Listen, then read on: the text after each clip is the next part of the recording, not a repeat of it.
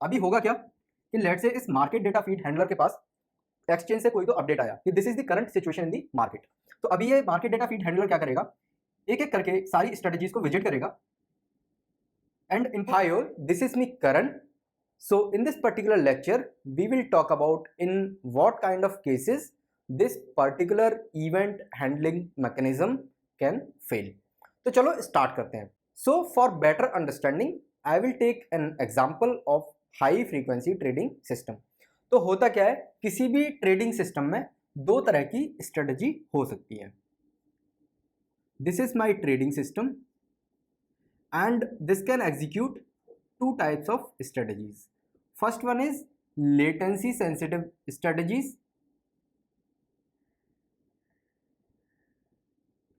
and second one are the strategies जो बहुत ज़्यादा latency sensitive नहीं होती हैं।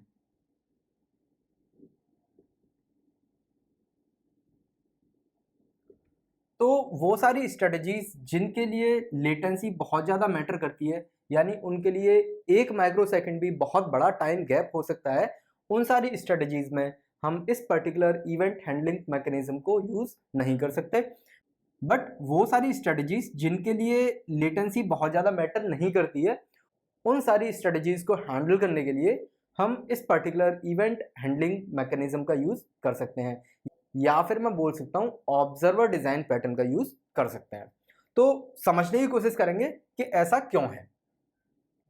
तो होता क्या है, अब तक हमने जो भी इवेंट हैंडलिंग मैकेनिज्म पढ़ी है उसमें बेसिकली ओवरऑल क्या रहता है कि let's say this is my strategy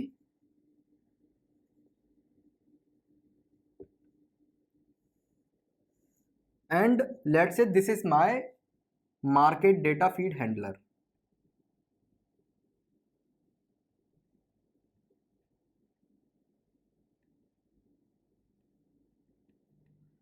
So what this particular component will do, this particular component will receive the price update from the exchange, that what is the current situation in the market। and अभी ये जो particular component है इसके पास इस particular strategy की बहुत सारी instances होंगी। let's say I am saying कि instance 1, instance 2, 3, 4 एंड इंस्टेंस के। तो अभी होगा क्या कि जैसे ही कोई भी नई स्ट्रेटजी क्रिएट होगी तो वो strategy market data feed handler के पास जाएगी एंड बोलेगी कि I am interested in the price update for this particular instrument. तो ये मार्केट डेटा फीड हैंडलर क्या करेगा, एक वेक्टर में इस पर्टिकुलर स्ट्रेटजी की जो इंस्टेंस है उसको ऐड कर देगा। अभी होगा क्या कि लेट से इस मार्केट डेटा फीड हैंडलर के पास एक्सचेंज से कोई तो अपडेट आया कि this is the current situation in the market. तो अभी ये मार्केट डेटा फीड हैंडलर क्या करेगा, एक एक करके सारी स्ट्रेटजीज को विजिट करेगा एंड इनको इन्फॉर्म करेगा कि this is the current market situation. तो व्हाट विल हैपन कि इंस्टेंस 1 को ये अपडेट कर देगा कि this is the price update and इसको आप कंज्यूम कर लो। ये स्ट्रेटजी उस प्राइस अपडेट को कंज्यूम कर लेगी and then it will move to instance 2 of this particular. And keep in mind all these instances are of this particular strategy. ये एक इस पर्टिकुलर स्ट्रेटजी की इंस्टेंसेज हो सकती हैं या फिर किसी और स्ट्रेटजी की भी इंस्टेंसेज हो सकती हैं, यानी कि ये मिक्स हो सकता है। सो अभी सेकेंड स्ट्रेटजी के पास मार्केट डेटा फीड हैंडलर जाएगा, उसको अपडेट करेगा, थर्ड के पास जाएगा, उसको अपडेट करेगा, फोर्थ के पास जाएगा, उसको अपडेट करेगा एंड K+1 के पास जाएगा एंड उसको अपडेट कर देगा। लेट से जो अपडेट करने का जो टाइम है वो है लेट से एक इंस्टेंस को अपडेट करने में 5 माइक्रो सेकेंड्स लगते हैं। तो होगा क्या, जब K+1 स्ट्रेटजी को मार्केट अपडेट मिलेगा उस टाइम तक टाइम कितना हो चुका होगा, K × 5 माइक्रो सेकेंड्स।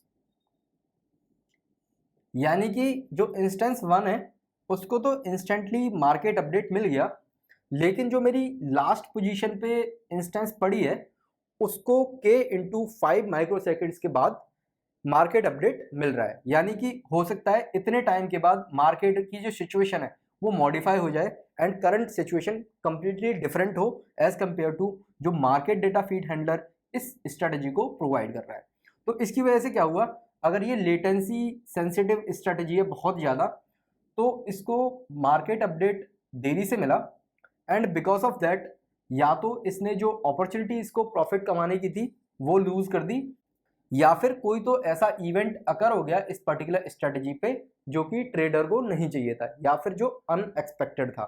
तो होना क्या चाहिए था आइडियली कि जैसे ही मार्केट डेटा फीड हैंडलर के पास अपडेट आया तो ये सारी जो स्ट्रेटजीज हैं इनको एक साथ, या फिर जो लेटेंसी सेंसिटिव स्ट्रेटजीज हैं उनको ना जितनी जल्दी अपडेट आया उतना जल्दी वो अपडेट मिल जाना चाहिए था। तो this is the problem. So why this problem is occurring, because जो मार्केट डेटा फीड हैंडलर है वो सारी स्ट्रेटजीज के पास एक एक करके जा रहा है एंड उनको प्राइस अपडेट प्रोवाइड कर रहा है, बट जो लास्ट स्ट्रेटजी इस पर्टिकुलर वेक्टर में पड़ी है उसके लिए तो अनफेयर हो गया। वाई, बिकॉज ये पहले सारी स्ट्रेटजीज को इन्फॉर्म करेगा एंड देन उसके पास जाएगा, जिसकी वजह से मेरा जो सिस्टम है उसमें डिले क्रिएट हो गया प्राइस अपडेट कंजम्पशन के अराउंड, यानी कि ये जो स्ट्रेटजी है इसको करेक्ट प्राइस अपडेट नहीं मिल रहा है या फिर प्राइस अपडेट डिले के साथ मिल रहा है। लेकिन ये जो सारी स्ट्रेटजीज है अगर बहुत ज़्यादा लेटेंसी सेंसिटिव नहीं है तो हम बोल सकते हैं कि जो K+1 स्ट्रेटजी है उसको जो अपडेट मिला है वो भी सेम ही है जो इंस्टेंस 1 को मिला है। लेकिन अगर K+1 स्ट्रेटजी या Kth स्ट्रेटजी लेटेंसी सेंसिटिव है तो इसकी वजह से ये स्ट्रेटजी अप्रोप्रिएट डिसीजन नहीं ले पाएगी एंड हमारी जो प्रॉफिटेबिलिटी है ओवरऑल वो इम्पैक्ट हो रही होगी। तो मोटा मोटी मैं बोल सकता हूँ कि वो सारी स्ट्रेटजीज जो लेटेंसी सेंसिटिव नहीं है या फिर जिनको फर्क नहीं पड़ता कि 1-2 माइक्रोसेकंड 10 माइक्रोसेकंड्स डिले के साथ भी अगर प्राइस अपडेट मिलेगा दैट इज ऑल्सो फाइन, तो वो सारी स्ट्रेटजीज को हम ऑब्जर्वर डिजाइन पैटर्न की हेल्प से मेंटेन कर सकते हैं। बट वो सारी स्ट्रेटजीज जो बहुत ज़्यादा लेटेंसी सेंसिटिव हैं वहाँ पे हम इस पर्टिकुलर मैकेनिज्म को यूज़ नहीं कर सकते। सो अगले वीडियो में हम समझने की कोशिश करेंगे कि बिजी एंड वेट सोल्यूशन की हेल्प से इस पर्टिकुलर सिचुएशन को हम कैसे हैंडल कर सकते हैं। तो चलो मिलते हैं अगले लेक्चर में। Thank you.